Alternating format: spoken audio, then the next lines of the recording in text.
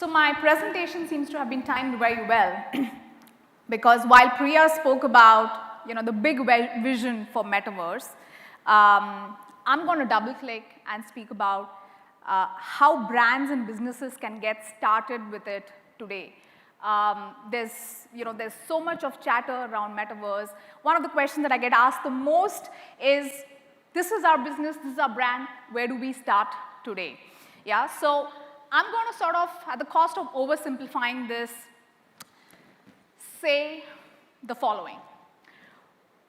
Metaverse is nothing but a shift from the way we experience internet today, which is 2D internet, which is sort of a collection of texts and images and videos. Move this to experience internet in 3D and immersive environments, right? Unlike popular belief, which is people think that Metaverse is a technology, it's really only talking about this shift of experiencing internet in an immersive environment. Now, when you sort of step back and look at Web 3.0, while there's no singular definition of Web 3.0 really, but it is broadly referring to the shift in technology and in the way we're going to experience internet, right? Whether we speak about decentralization, backed by blockchain technology, which will sort of ensure that there's no one entity holding all your data, ownership of digital assets, so on and so forth. Whether we speak about ubiquity, where devices are connected, there's so much more data, we're in a data-rich environment, which then feeds into machine learning and artificial intelligence, allowing for a much more intelligent experience for the end customer, and Metaverse, right? So I'm going to segue into Metaverse because while all of this is a lot of technology, for the end consumer, the immersion, the rich graphic environment that you're going to experience is in highlight, right? So, like I said, for the consumer, it's 3D content, it's immersive content. It can be applied for various industries. So, can definitely be applied in e-commerce, speak about media, speak about education, speak about travel, gaming, of course. So, a lot of applications possible even today in Metaverse.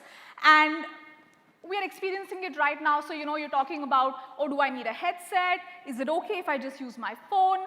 So, a 3D immersive experience can be experienced on web, can be even experienced using your phone through AR, and can, of course, be experienced using headsets. A lot of big tech companies are invested. So, what we know is it's only a matter of time. We at Priya speak about what Meta is doing, Apple headsets. We are speaking about Microsoft Teams experimenting with 3D collaborations. And then this is sort of a video that went viral a few months ago, where the Apple 3D scanner can actually scan your environment and create 3D content. And we're going to need a lot of that, right? We're going to need that technology because we're going to have developers and creators create 3D content at scale to make Metaverse, sort of for us to experience Metaverse in this full glory. Now, like I said, what I want you to take away from this presentation is, what can I do today? What is available for me today? Where can I start today as a business or a brand? Now, the fact of the matter is, while all of these investments are underway and there's a lot of work happening for us to experience Metaverse the way we want to experience Metaverse, the reality is we don't have the infrastructure today, So, the graphic cards, for example, I mean, some of you would have seen this, the Metaverse fashion show that happened, a few months ago. A lot of people spoke about how the experience was not that great, right? Because infrastructurally, we are not there yet. But that doesn't mean we can't start somewhere. So where can we start? We start at building 3D content, okay? As a business, start thinking about building 3D content. 3D content, 3D content, 3D content. Now, why do I say this? Because you have immediate applications of 3D content in your business. Now, for example, when we speak about e-commerce, now this is something that we did for a footwear brand called Chappers, and it's a true omni-channel experience where you can, on the web and in-store, choose the style of the footwear, the color, the buckle, the leather, right, and place an order. And also look at it from the perspective of sustainability, for example, right? Like you place an order and then it goes into manufacturing. I love this use case by IKEA again. Simple 3D content, which is sort of integrated into e-commerce, where you can see furniture in your live environment, and I think there is tremendous value to that. Now, another application that you can do right away is what I call as meta site, which is nothing but a 3D website. Now, think about it as, if you are inviting someone to your global headquarters, what is the kind of experience that you would want them to have in 3D immersive experience, in a 3D immersive environment? You invite them, it's a first-person POV, show them your product, show them the experiences.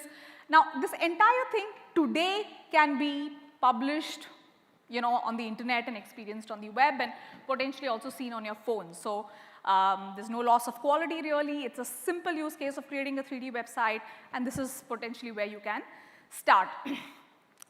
Now, we spoke about augmented reality in the previous presentation. Now, this is what we call as an AR portal, yeah? So once you've created an immersive environment for your brand, using your phone, this can be enabled in Spark AR as well.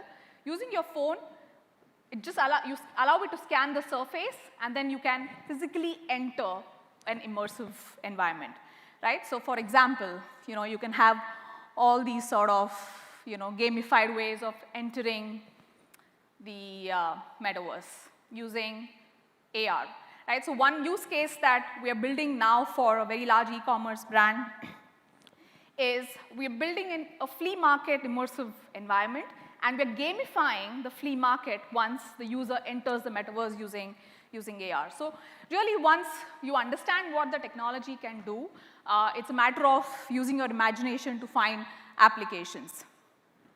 Now, this is another use case that we did actually a few years ago for Burjeel Hospitals, where it gamified your own environment, right? So where the logo was the marker, you pointed at the marker, you have butterflies flying in the environment, you tap on the butterfly and it unlocks offers and you go and sort of redeem those offers, right? So very simple use case of just simply gamifying the environment that you're already in.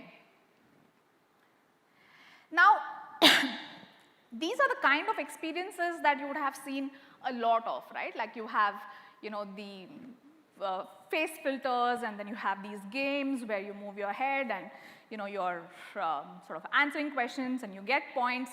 One of the challenges that most brands came to us with is that beyond this experience, right, what's in it for my customer? Because if the experience is really cool, then, there's some share-worthiness as well. People would share it on their profiles, and then there'll be some virality. But what next, right? So I've had brands and businesses who are investing in creating these filters, but then the shelf life is limited. So what do? How do you get them to keep coming back for more? Now, which is where we started to lead some of these experiences to loyalty.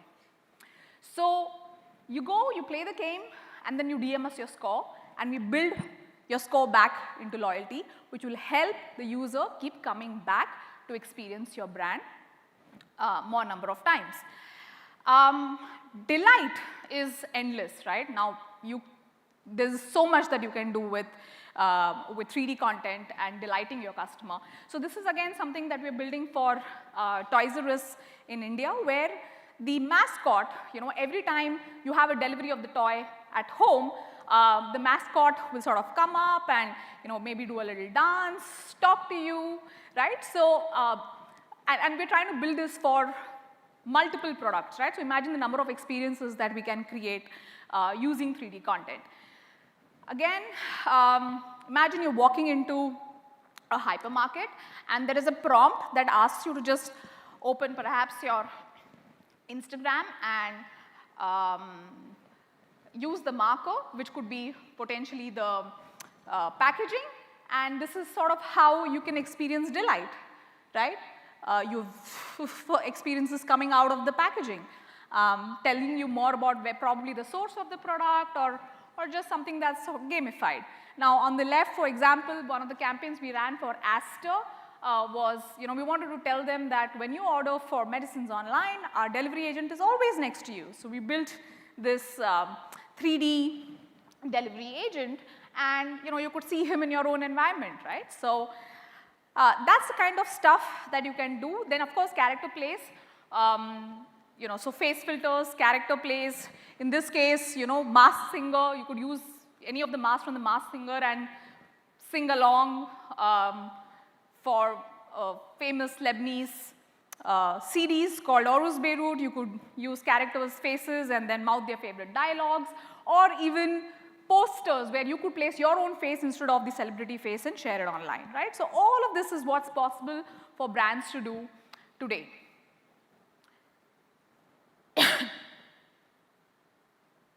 But beyond all of this, there's a very simple use case which we perhaps have not explored fully. There's so much of content out there on social media. How do you create thumb-stopping content, right? So simply using 3D content on your feeds can do the job for you. This is how 3D content can actually help you get your higher click-through rates and higher engagement rates, right? Simple use case of creating 3D content and putting it out on your social media platforms. And we get about, on record, almost 26 to 28% higher CDRs and engagement on all of this content. Yeah, so essentially, all marketing applications of Metaverse today will begin with 3D content, right? So that's the bottom line. And therefore, 3D content is a building block for what you're going to see or experience as Metaverse, and that's the best place to start. And this is another point I want to make while we are discussing Metaverse and we're saying we want to look at places where we can find inspiration on how your brand story on Metaverse can really unfold. Remember that Metaverse should do what you can't do in a physical world, right? That's the most important. I have this little example of how Walmart tried to imagine shopping in Metaverse. I'm not sure if they launched it, but I brought this example out is because what you really see somebody doing here is that the environment is exactly the way it is when you actually walk into a store, and there's nothing new that the environment is giving me, right? But imagine that you're actually going and buying vegetables and you're able to go and buy it from, let's say, a farm, or a dairy product from a dairy, right? So those are just examples, but the point I'm trying to drive here is that when you think about Metaverse, remember that you've got to think of Metaverse as something that goes beyond what your audiences are able to experience in the real world. Yeah? So that's what Metaverse can do for you, so focus there. Now, bringing this down to distribution. So because the other question that gets asked is, we'll invest in building all of this, and how are people going to discover us, or what is it going to mean, what is the ROI, so those things start to get discussed the moment you want to make an investment. So gaming is by far the most mature form of Metaverse we know today. So clearly, if you want to take inspiration, this is a great place for you to take inspiration from. Within games is one distribution channel, of course. So you have Nike Land on Roblox, okay? So great way of sort of capturing their audiences young, integrating seamlessly into Roblox. Or even, for example, Star Wars launched its trailer on Fortnite. So games itself are a huge, high potential distribution channel. Yeah? So if it fits in well with your target audience, this clearly is your high potential distribution channel. But beyond that, this is sort of a cheat sheet that I have where you can look at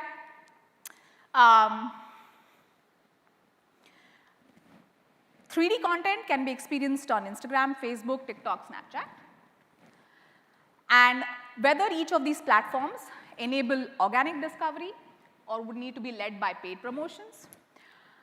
Can you capture analytics to really go and say that there was so much more time spent on my website or on my 3D assets, right? So what each of these platforms, whether it's social media, whether it's web AR, whether it's a native app through which you're enabling 3D content and immersive experiences, or gaming platforms, right? How do you get discovered? where do you need to pay, and what kind of analytics are available to you, right? So you have this comprehensive sheet that can tell you that. So very clearly when you sort of enter, you can enter with some KPI, some direction in terms of what I will get out of this, yeah? So in summary, invest in creating a 3D library of 3D content for above mentioned use cases, experiment and gather learnings, get a first mover advantage in the area, become future proof with a strong 3D content strategy. While decentralized infrastructure, etc. might take a while to really come up, consumer facing immersive 3D experiences can be created today. Yeah. So I hope that was helpful. Thank you very much.